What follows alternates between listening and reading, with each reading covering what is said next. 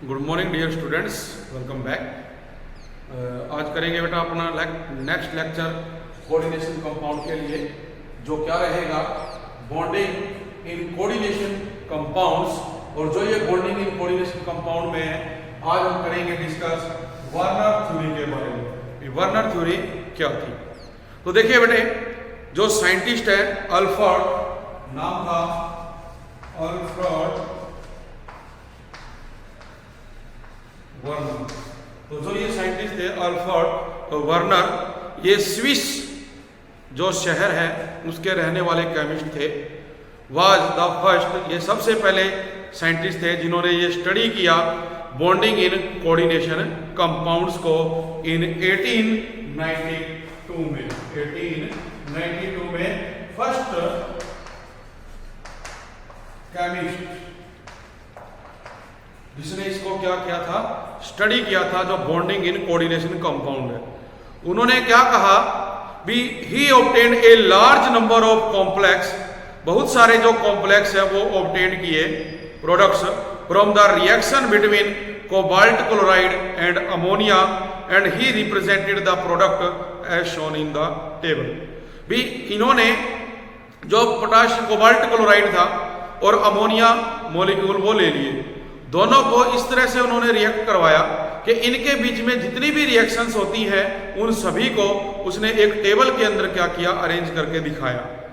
It was observe that, उसने फिर से ये ऑब्जर्व किया कि जब हम ट्रीटमेंट करते हैं जो ये सिल्वर नाइट्रेट सोल्यूशन के साथ, excess of silver nitrate solution के साथ, तो all the chlorides ions were precipitate. Means भी कोबाल्ट क्लोराइड है जिसके अंदर अमोनिया है, इसमें अगर सिल्वर नाइट्रेट डाला जाता है तो सारी की सारी जो क्लोरीन है वो प्रेसिपिटेट हो जाती है as a silver chloride in first two compounds में। बट इन अदर केस, जो अनदर केस है, some chlorides ions were precipitated, वो प्रेसिपिटेट हो जाते हैं, बट जो other remain in the solution, बाकी कहाँ रहते हैं, सोल्यूशन के अंदर ही रहते हैं, इन द थर्ड कॉलम। तो जैसे कि ये देखा भी in the last compound number of chloride ion not present, भी कोई भी जो क्लोराइड आयन है वो प्रेसिपिटेट नहीं हुआ, तो जो conductivities of the solution of these compounds were found to be different. जो डिफरेंट है, इससे ये पता चला भी जो number of ions that produce in the solution from these compounds were not same, वो सेम नहीं है। जैसे कि अपने पास अगर टेबल की बात की जाए तो उसमें जो कंपाउंड्स बनते हैं, कंपाउंड देखो क्या थे टेबल में, पहले क्या लिया COCl3, ठीक है, कोबाल्ट ट्राइक्लोराइड, इसके अंदर क्या ऐड किया गया था, 6 अमोनिया। फिर जैसे जैसे हम डाउन द गए इसके अंदर कॉलम में, तो आप देखोगे भी पहले 6 अमोनिया है, फिर 5 है, फिर बेटा 4 है, फिर इसके अंदर चेंज हो जाएगा, तो ऐसे चलता गया। तो इसमें जैसे ये हमारे पास है, इसी तरह से दूसरा क्या है COCl3, 5 अमोनिया, इसके साथ एक मॉलिक्यूल किसका आ गया, वाटर का, फिर हो गया COCl3, 4 अमोनिया, इसी तरह COCl3, 3 अमोनिया। तो ये कंपाउंड बने इसके अंदर, ठीक है। और एक और हमारे पास क्या बनेगा, जो COCl3 है, 4NH3, मतलब ये 2 कंपाउंड्स और बनते हैं जो इसके साथ बना रहे हैं 4 अमोनिया, 3 अमोनिया। ये कंपाउंड्स उसने बनाए, ठीक है। जबकि इनका जो कलर है, कलर की बात की जाए, कलर ये क्या है, कंपाउंड, और कलर की बात की गई तो जो हमारे पास फर्स्ट कंपाउंड है ये बेटे येलो कलर का है, इसका कलर है येलो, इसका कलर है रोज। जो नेक्स्ट है बेटे उसका है पर्पल, इसके अंदर हमने क्या देखा, हाँ जी पर्पल। 5 वाले को देखो, इसमें 2 है, एक और आप देखोगे CO, ये 5, 4 COCl3, 3NH3, इसका कैसा आ गया, पर्पल 5 वाले का। इसके बाद जो वायलेट है बेटा, इसका तो वायलेट, इसका बताया गया ग्रीन, और नेक्स्ट बताया अपने को ब्लू ग्रीन। इसका जो कलर है वो क्या है, ब्लू ग्रीन, ये कलर की बात बताई गई इसके अंदर। फिर जैसे कहते हैं भी जो हम सिल्वर नाइट्रेट सोल्यूशन जब इसके अंदर ऐड करते हैं तो जो mole of silver chloride formed from 1 mole of compound, हम क्या कहेंगे, the mole of AgCl formed from 1 mole of compound. भी हमने जब ये 1 मोल ऑफ कंपाउंड लिए और सिल्वर नाइट्रेट के साथ रिएक्ट करते हैं तो जो मोल ऑफ सिल्वर क्लोराइड बनते हैं वो हमारे पास क्या थे, भी जो ये फर्स्ट स्टेप है ये 3 बनाता है, सेकंड के भी अपने को सिल्वर क्लोराइड के मोल कितने मिलेंगे 3, फिर आगे जाएंगे तो कितने हो जाएंगे 2, फिर 1, फिर 1, और आप देखोगे भी फिर क्या बनेगा, लास्ट जो हमारे पास है ये क्या देता है 0, जो हमारे पास है लास्ट ये क्या दे रहा है 0 दे रहा है। मींस इसमें कोई भी जो सिल्वर क्लोराइड के प्रेसिपिटेट है वो प्रेजेंट नहीं है।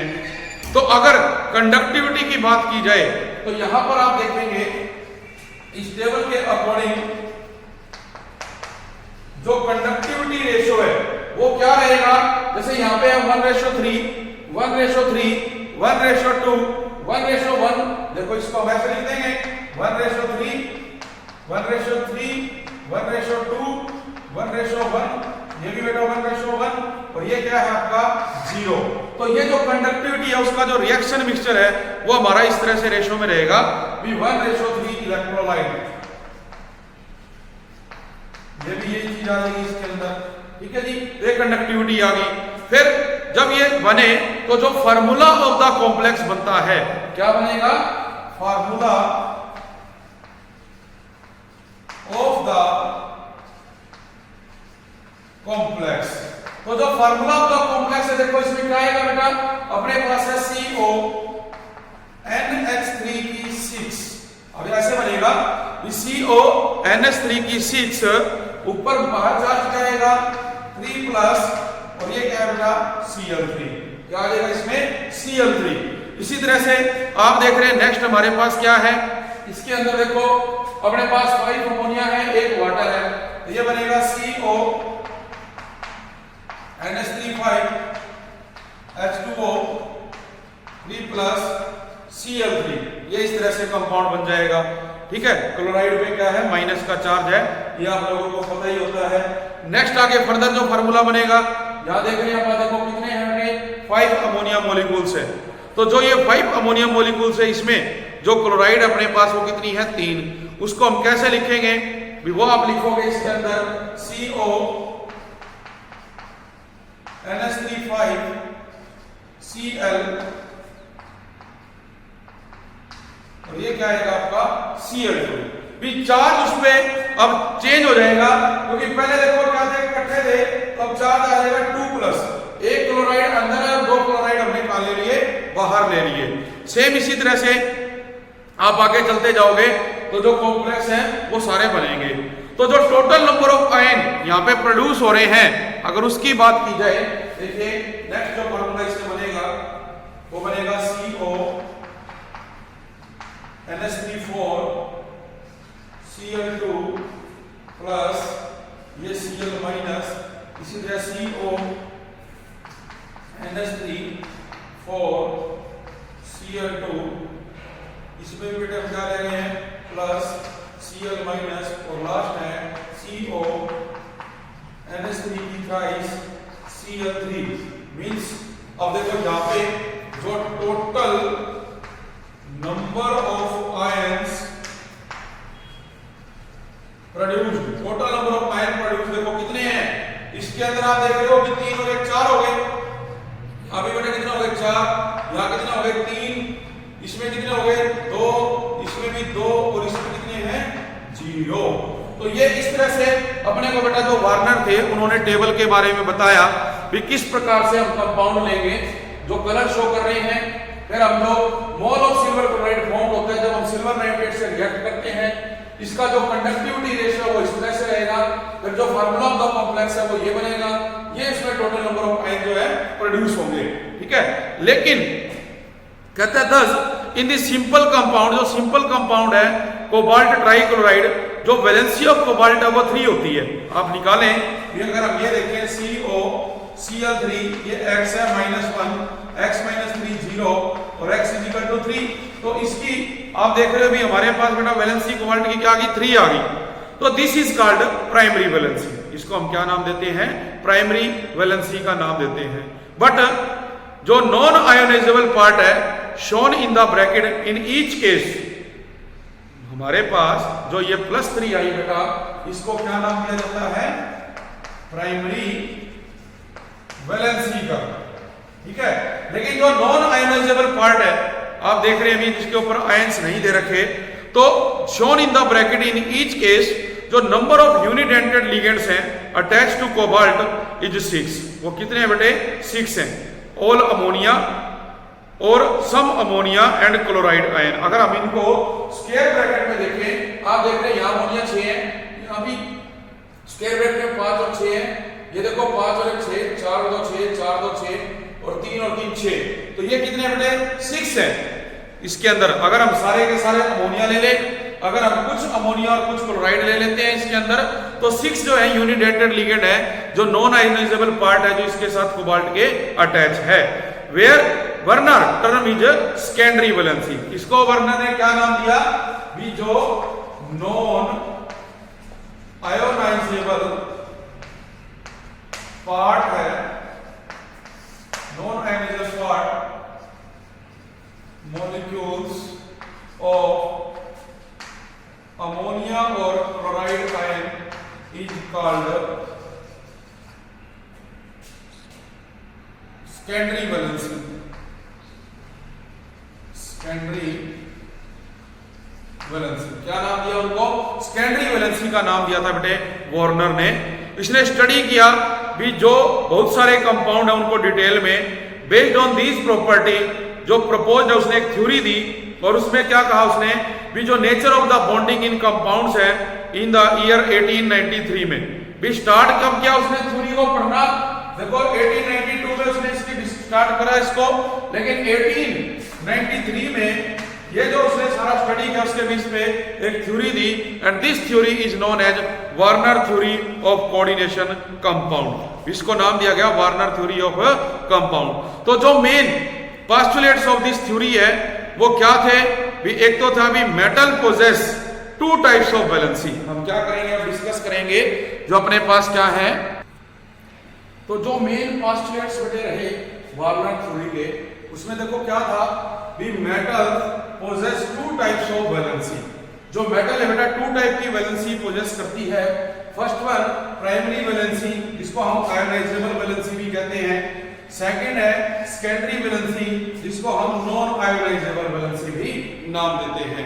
तो अगर डेफिनेशन की बात की जाए तो क्या होगा भी primary valencies are those which a metal exhibit in the formation of its simple solve.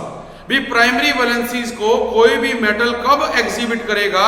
जब वो कब होगा? Formation in simple solve. दस इन द फॉर्मेशन ऑफ जैसे प्लेटिनम टेट्राक्लोराइड है, कॉपर सल्फेट है, कोबाल्ट ट्राइक्लोराइड है, सिल्वर क्लोराइड है।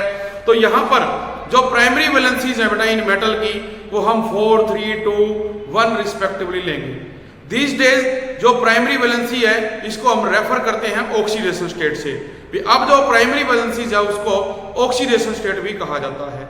जबकि जो सेकेंडरी वैलेंसीज है बेटे are those which a metal atom और cation exercise towards neutral molecules.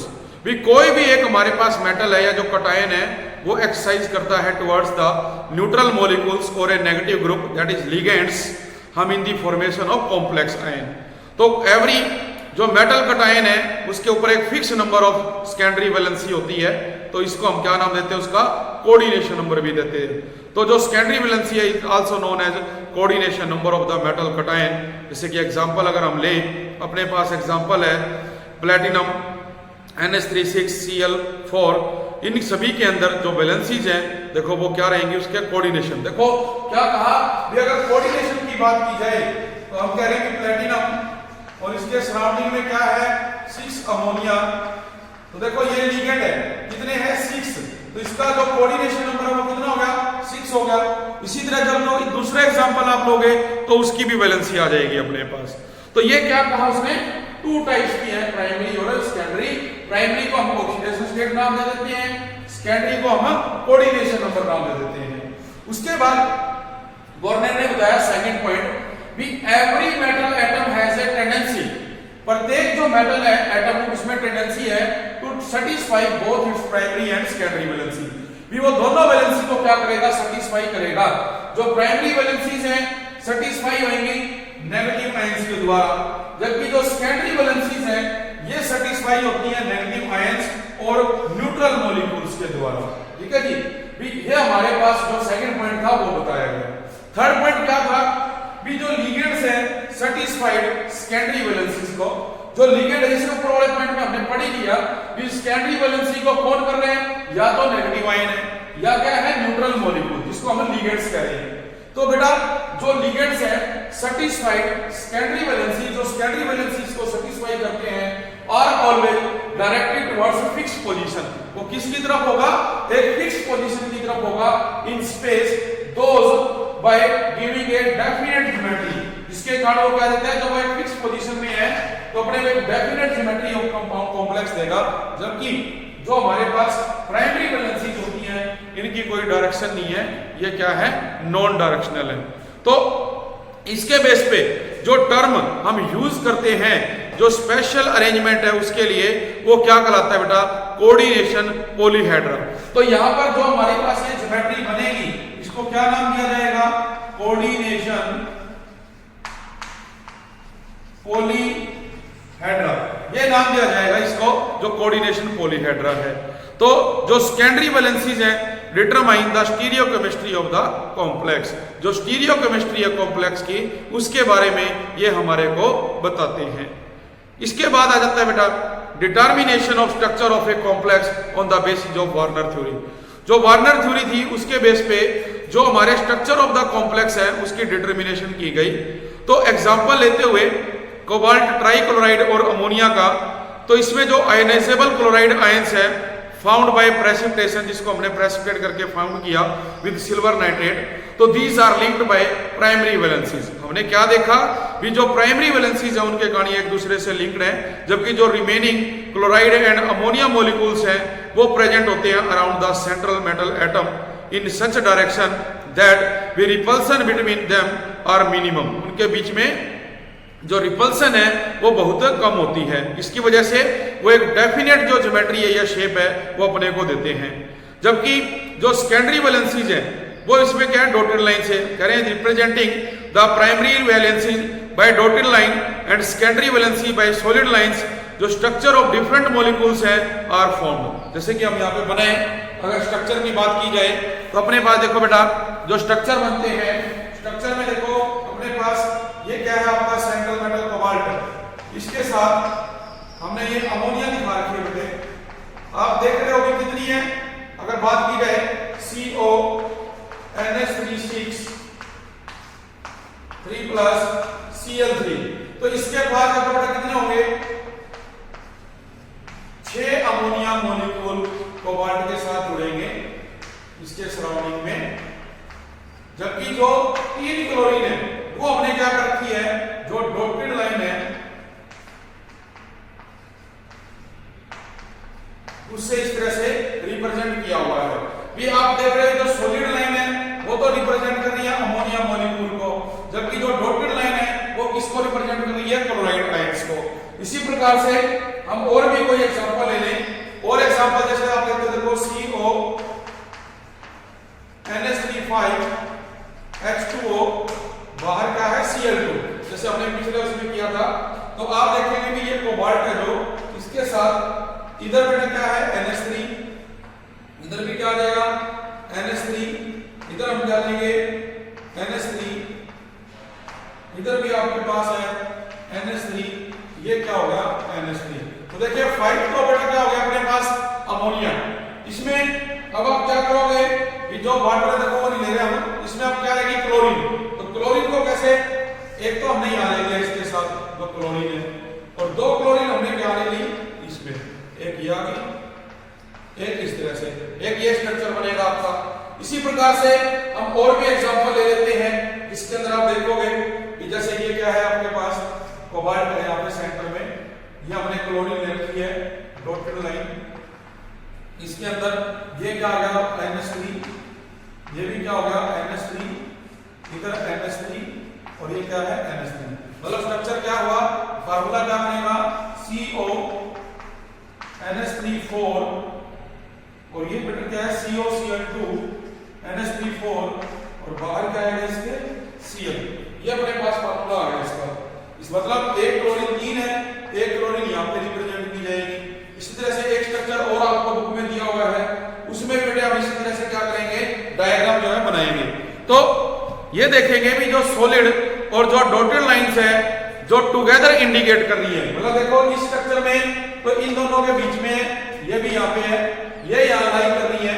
तो कहते हैं भी जो सॉलिड और dotted line together indicate chloride ion satisfy both primary and secondary valency, भी वो दोनों वैलेंसीज को सेटिस्फाई करता है।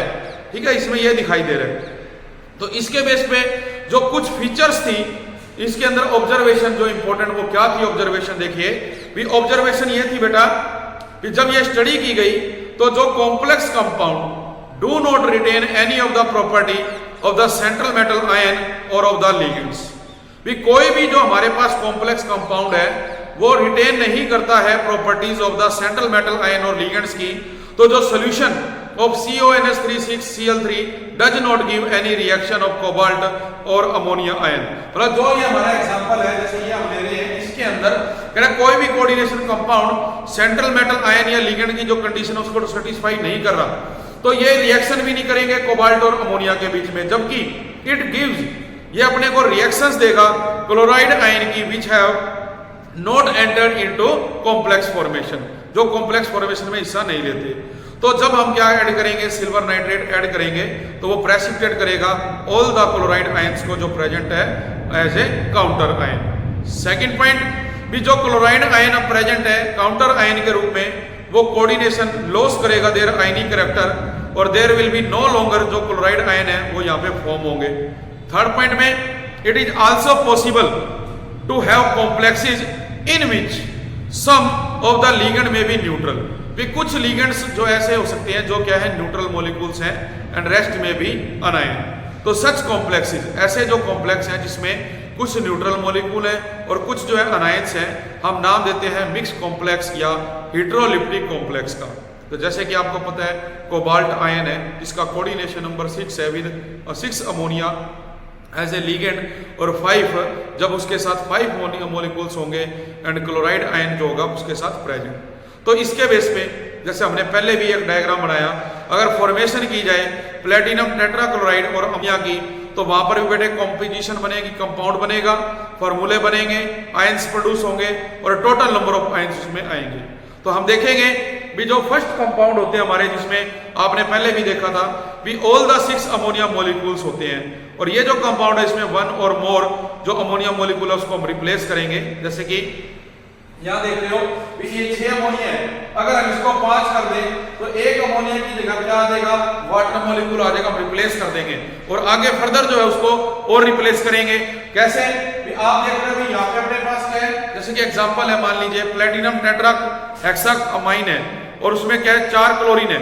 अब एक क्लोरीन अंदर जाएगी, एक अमोनिया क्या होगा बेटा बाहर आएगा। तो ऐसे क्या है काम बढ़ता जाएगा। मतलब कि आप देखोगे ये आपके पास है प्लेटिनम हेक्सामोनिया वाला, इसमें आप देखोगे Cl3, अब एक क्लोरीन अंदर गई PtCl, ये क्या हो गया NH3 ये रह गया बेटा Cl2, फर्दर फिर एक अंदर जाएगी तो ऐसे अपने पास क्या रिएक्शन होती रहेगी तो ये कंपाउंड बनाएंगे। तो इसके बेस पे ये कहा गया भी it was the efforts of Werner, Alfred Werner ने ये एफर्ट्स लगाए जो कोऑर्डिनेशन केमिस्ट्री है उसको इमर्ज करने के लिए। तो for his excellent work in this field इसको बेटा नोबेल प्राइज भी मिला था इन 1913 के अंदर। लेकिन कुछ जो बातें थी वर्नर थ्योरी एक्सप्लेन नहीं कर पाई जिसके लिए लिमिटेशंस जो है कहा गया भी वर्नर थ्योरी में कुछ लिमिटेशंस थी। तो क्या थी वो लिमिटेशन देखो,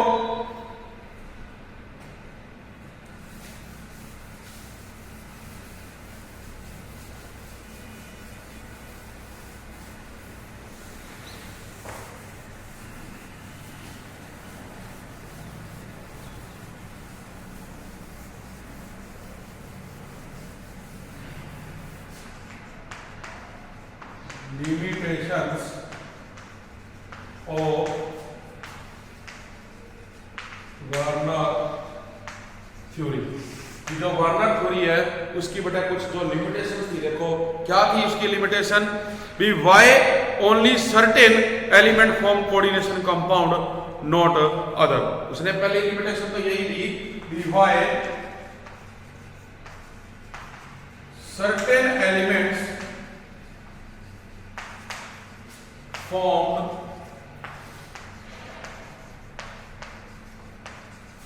coordination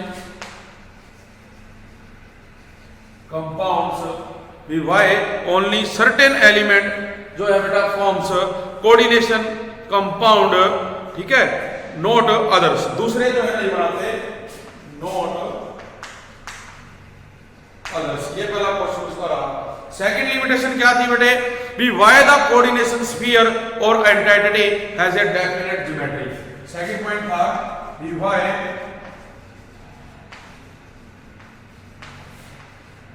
coordination sphere or entity has definite geometry. इनकी डेफिनेट ज्योमेट्री जो होती है, जो कोऑर्डिनेशन स्फीयर और कोऑर्डिनेशन एंटिटी है। और लास्ट है why do these compounds possess definite magnetic and optical property. Third point था the why these compounds have definite magnetic and optical properties. ये जो कंपाउंड्स हैं इनकी जो ज्योमेट्री है बेटा, जो मैग्नेटिक एंड जो ऑप्टिकल प्रॉपर्टीज है, वो बेटा उसने कहा कि जो है क्यों बेटा जो है डेफिनेट है, ठीक है, भी डेफिनेट क्यों है ये चीजें। तो ये कुछ कमियां रही वार्नर थ्योरी की, तो इन कमियों को दूर करने के लिए जो इसके द्वारा किए गए काम थे, उन अटेम्प्ट्स को has been made to extend the existent different theories, और नेक्स्ट थ्योरीज के अंदर उसको एक्सटेंड किया गया। तो व्यू ऑफ दीज जो क्रोनिकलिज ऑर्डर थे, तो इनको जो दूर करने के लिए नई बेटा जो थ्योरीज आई वो कौन कौन सी थी, वो थी बेटे वीबीटी और वैलेंस बॉन्ड थ्योरी। इसके बाद बेटा अपने पास आई सीएफटी, इसको नाम दिया गया क्रिस्टल फील्ड थ्योरी का। क्या नाम दिया गया, सीएफटी और क्रिस्टल फील्ड थ्योरी। इसके बाद आया एलएफटी, इसको नाम दिया गया लिगेंड फील्ड थ्योरी, एलएफटी। और लास्ट रही बेटा MOT, molecular orbital theory, MOT और मॉलिक्यूलर ऑर्बिटल थ्योरी। ये चार बेटा ऐसी थ्योरी आई जो वार्नर थ्योरी को जब एक्सटेंड किया गया, उसको स्टडी किया गया, तो उसे कमियां जो थी उसकी दूर करने के लिए इनका इस्तेमाल किया गया। भी पहले हमने पढ़ा वार्नर थ्योरी पर उसकी लिमिटेशन थी, फिर आया बेटा कौन, वैलेंस बॉन्ड थ्योरी, जब हमने इसको स्टडी किया लेकिन उसमें भी कुछ कमियां मिली। इसको दूर करने के लिए आई क्रिस्टल फील्ड थ्योरी, इसमें भी हमें कुछ कमियां मिली। फिर आई ligand field theory, after that molecular orbital theory. तो वन बाय वन करके अब हमने इन थ्योरीज को क्या करना है, डिस्कस करना है, इनको पढ़ना है बेटे वन बाय वन करके। तो आज हम करते हैं जैसे वैलेंस बॉन्ड थ्योरी के जो पोस्टुलेट्स हैं। सबसे पहले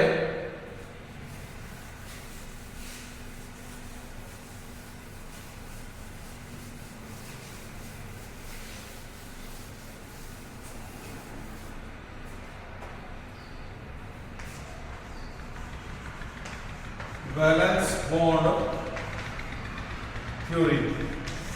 देखिए जो वैलेंस बॉन्ड थ्योरी थी बेटा, जो एक्सटेंड हुई, ये किसने की थी, पोलिंग नाम के साइंटिस्ट ने,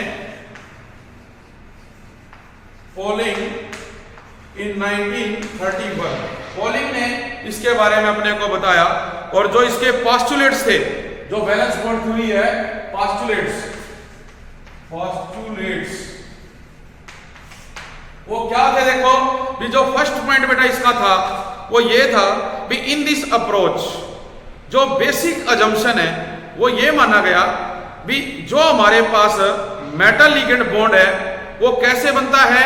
bye the donation of pair of electron by ligand to the metal atom और आयन। भी जो फर्स्ट पोस्टुलेट रहा उसमें ये कहा गया भी जो हमारे पास मेटल लिगेंड बॉन्ड बनता है वो कैसे बनता है? By the donation of electron pair of ligand to metal atom. ये फर्स्ट पोस्टुलेट रहा बेटा इसका।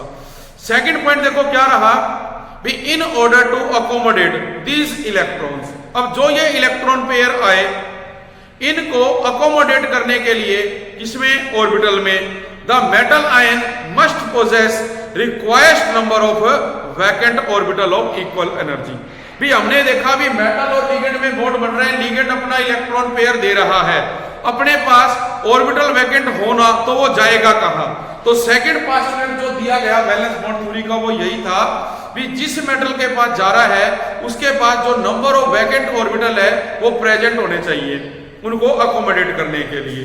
तो दीज ऑर्बिटल्स आर ऑब्टेन्ड, ये जो ऑर्बिटल्स हैं ये ऑब्टेन्ड हुए by hybridisation of orbitals of metal atom. जो हाइब्रिडाइजेशन है उसके द्वारा जो कि अपने को एक सेट ऑफ हाइब्रिड ऑर्बिटल्स देते हैं इक्वल एनर्जी का। थर्ड पोस्टुलेट क्या रहा भी समटाइम्स जो अनपेयर्ड n-1d इलेक्ट्रॉन्स हैं paired up fully as possible. भी कई बार जैसे क्या होगा अपने पास मान लो ये ऑर्बिटल है, इसमें आप देखते हो भी ये इलेक्ट्रॉन है बेटा, तो किसी कारण से मान लो हम इनको क्या करते हैं पेयर हो जाए आपस में, ठीक है, ये क्या हो जाएंगे पेयर अप हो जाएंगे। अपने पास इनको पेयर अप कर दिया जैसे यहाँ पे सारे, तो जब आप पेयर अप कर दोगे तो देखो क्या बचेगा, एक इलेक्ट्रॉन अपने पास सारे के सारे, ये आपको दे रखे थे देखो इतने, इनको उठाओगे यहाँ पे पेयर अप करोगे तो ये अपने पास रह गया, दो ऑर्बिटल क्या हो गया आपके खाली मिल गए, ठीक है। हमने पेयर अप किया तो दो इलेक्ट्रॉन क्या हो गए खाली, तो जो वैकेंट ऑर्बिटल थे, तो जो सेंट्रल मेटल एटम है then makes available the number of empty orbital. तो वो क्या करते हैं जो नंबर ऑफ एम्प्टी ऑर्बिटल्स हैं वो वैकेंट करवाते हैं। मान लीजिए अपने को चाहिए sp3d2 हाइब्रिडाइजेशन, आपने ले लिया एक s ऑर्बिटल 3s का, एक आपने ले लिया बेटा 3p, और नेक्स्ट हमारे को क्या चाहिए, आपको चाहिए ये d ऑर्बिटल है, इसके अंदर आप देख रहे हो अभी 5 इलेक्ट्रॉन प्रेजेंट है, बट हमें क्या है 2 d ऑर्बिटल खाली चाहिए, तो यहाँ पे क्या होगी पेयरिंग हो जाएगी। पेयरिंग होने से देखो क्या होगा कि ये जो इलेक्ट्रॉन है ये यहाँ पे पेयर अप हो गए, तो देखो ये जो 2 d ऑर्बिटल है ये वैकेंट हो गए, जो हमारे को मिल गए जो लिगेंड का इलेक्ट्रॉन पेयर है वो यहाँ पे रखने के लिए। नेक्स्ट पॉइंट था with the approach of the ligand metal ligand bond are then formed by overlap of this orbital. जब ओवरलैपिंग होती है मेटल और लिगेंड के बीच में तो ये जो बॉन्ड है बेटा बनेगा, that is by the donation of electron pair ligand to the empty hybridised orbital. किसके पास जो एम्प्टी हाइब्रिडाइज्ड ऑर्बिटल है हम उसको देंगे, तो कंसिस्टेंटली जो बॉन्ड्स हैं formed equal strength and directional in nature. कैसे होंगे, इक्वल होंगे और डायरेक्शनल होंगे नेचर के अंदर। फिर जो पांचवा पोस्टुलेट रहा बेटा वो क्या था भी जो ऑक्टाहेड्रल, स्क्वायर प्लेनर और जो टेट्राहेड्रल कॉम्प्लेक्सेस हैं are formed as a result of d2sp3 और sp3d2। मतलब देखो जो मैंने अभी बताया भी sp3d2 और आप इसको लिखो d2sp3, तो ये जो हाइब्रिडाइजेशन है ये बताती है भी जो कॉम्प्लेक्स है वो कैसा है ऑक्टाहेड्रल। इसके अलावा हम लेते हैं dsp2, ये क्या बताएगा स्क्वायर प्लेनर। जबकि अगर हम लेते हैं sp3 तो ये बताता है टेट्राहेड्रल, ठीक है जी। तो इस तरह से अपने को पता चलता है उसकी हाइब्रिडाइजेशन के द्वारा भी किस प्रकार का जो मेटल है हमारे पास उसकी ज्योमेट्री जो है वो क्या रहेगी। तो कुछ जो ट्राइगोनल बाइपिरामिडल कॉम्प्लेक्सेस हैं आल्सो फॉर्म्ड, वो भी बनते हैं when the central metal atom और आयन अंडरगोज sp3 हाइब्रिडाइजेशन, ठीक है। मतलब जब क्या होगा sp3 डीहाइब्रिडाइजेशन होगी तो वो क्या बनाएगा, ट्राइगोनल बाई पिरामिडल ज्योमेट्री बनाएगा। तो इस प्रकार की ज्योमेट्री भी बनती है। ये 5वां पॉइंट है। फिर आ जाता है 6th जो पोस्टुलेट है, magnetic properties of coordination compounds, जो मैग्नेटिक प्रॉपर्टीज है। तो वो बेटा आप लोगों को पता है भी अगर हम ये कहें नो अनपेयर्ड इलेक्ट्रॉन, तो जब अनपेयर्ड इलेक्ट्रॉन नहीं है बेटे तो आपने उसको पढ़ा था, क्या कहते हैं, डायमैग्नेटिक। और जब हम ये कहते हैं कि अनपेयर्ड इलेक्ट्रॉन प्रेजेंट, तो ये क्या कहलाएगा, पैरामैग्नेटिक। भी अगर एक सिंगल इलेक्ट्रॉन भी प्रेजेंट है अनपेयर्ड तो वो बेटा पैरामैग्नेटिक कहलाता है। तो हम कहेंगे भी greater the number of unpaired electron present, जितने ज्यादा अनपेयर्ड इलेक्ट्रॉन प्रेजेंट होंगे greater is the paramagnetic character of the complex. क्योंकि आप देखो कि आपके पास d ऑर्बिटल या आप f ऑर्बिटल या आप p ऑर्बिटल की बात करते हो, at that time all the electrons are unpaired, और सभी जो बेटा क्या है, अनपेयर्ड है, तो इसका जो पैरामैग्नेटिक कैरेक्टर है वो क्या है, लार्ज है। लेकिन जैसे ये क्या होगा, पेयर अप होना शुरू हो जाएगा, इसका जो मैग्नेटिक बिहेवियर है वो डिक्रीज करना शुरू कर जाएगा। तो हम कह रहे हैं भी अगर पैरामैग्नेटिक ज्यादा चाहिए तो नंबर ऑफ अनपेयर्ड इलेक्ट्रॉन भी ज्यादा होने चाहिए। तो इसके लिए अगर हम कैलकुलेट करें तो फार्मूला आपको पता ही है, μ n × n+2 का square root Bm। Bm stands for Bohr magneton. तो ये चीज दे रखी है। जबकि conversely knowing the magnetic moment of complex, अगर हमें मैग्नेटिक मोमेंट ऑफ कॉम्प्लेक्स पता है तो जो number of unpaired electron present in the complex है वो भी हम कैलकुलेट कर सकते हैं, जिसको हम नेक्स्ट जो टॉपिक आएंगे उनके अंदर स्टडी करेंगे। तो ये जो वैलेंस बॉन्ड थ्योरी है, ये बेटे जो ये 6th पॉइंट है जो इसके पोस्टुलेट है उसके ऊपर डिपेंड करती है। तो अब इसके अंदर जो इसके एग्जाम्पल है भी वो क्या है एग्जाम्पल जिनके द्वारा इसको हम और अच्छे ढंग से पढ़ पाएंगे, तो वो बेटे हम करेंगे डिस्कस कल। आज के लिए इतना ही। Thank you very much.